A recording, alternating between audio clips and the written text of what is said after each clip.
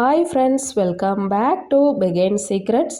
இன்றைக்கி நாம் பார்க்க போகிற வீடியோ என்னென்னு பார்த்தீங்கன்னா, இந்த 7 நட்சத்திரங்களில் பிறந்தவர்களை அதிர்ஷ்டமும் பணமும் தேடி வருமோ. நீங்கள் பிறந்த நட்சத்திரம் எது? வாங்க இன்னைக்கு அதை பற்றி பார்க்கலாம். ஜோதிட சாஸ்திரத்தில் நம் வாழ்க்கையை வடிவமைப்பதில் நம்முடைய பிறந்த ராசிகள் மட்டுமின்றி நாம் பிறந்த நட்சத்திரங்களும் முக்கிய பங்கு வகிக்கின்றன. 27 நட்சத்திரங்களும் வேத ஜோதிடத்தின் ஒரு ஒருங்கிணைந்த பகுதியாகும். மேலும் செல்வம் மற்றும் செழிப்பு உள்ளிட்ட ஒரு நபரின் வாழ்க்கையின் பல்வேறு அம்சங்களை பாதிக்கும் என நம்பப்படுகிறது. இந்த வீடியோவில் இயற்கையாகவே செல்வத்தை ஈர்க்கும் மற்றும் செல்வந்தராகும் நட்சத்திரங்களை பற்றி தான் பார்க்க போகிறோம். ஜோதிடத்தின் தவிர்க்க முடியாத அங்கமான நட்சத்திரங்கள் மூலம் வளமான எதிர்காலத்தை கொண்டவர்கள் யார் யார் என்றுதான் இந்த வீடியோவில் பார்க்க போகிறோம். ரோகிணி. 4வது நட்சத்திரமான ரோகிணி சந்திரனால் ஆளப்பட்டு வளர்ச்சி மற்றும் கருவுறுதலை குறிக்கிறது. படைக்கும் கடவுளான பிரம்மாவுடனான ரோகிணி நட்சத்திரத்தின் தொடர்பு ஒரு வலுவான அடித்தளத்தையும் பொருள் வளத்தையும் குறிக்கிறது. ரோகிணி நட்சத்திரத்தில் பிறந்தவர்கள் பெரும்பாலும் நிதிநிலைத்தன்மை, படைப்பாற்றல் மற்றும் தீவிர வணிக உணர்வுடன் ஆசீர்வதிக்கப்படுகிறார்கள். அவர்கள் செல்வத்தை குவிப்பதற்கும் வாழ்க்கையின் சிறந்த அம்சங்களை அனுபவிப்பதற்கும் உள்ளார்ந்த திறனை கொண்டுள்ளனர். அடுத்ததாக உத்திரட்டாதி.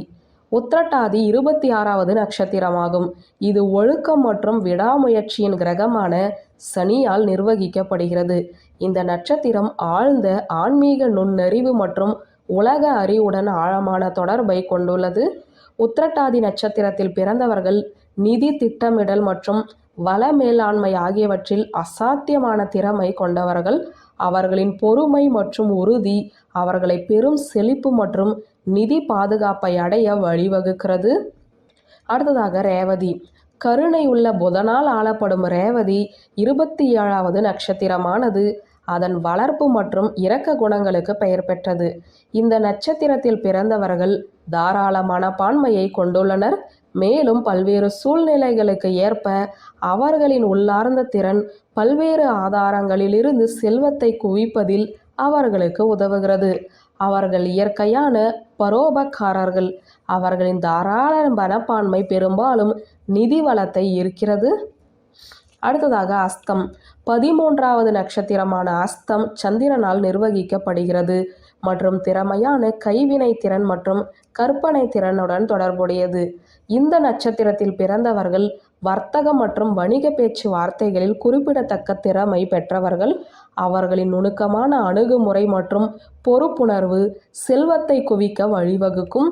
இது அவர்களுக்கு உறுதியான நிதி முடிவுகளை எடுக்க உதவுகிறது. அடுத்ததாக பூரம்.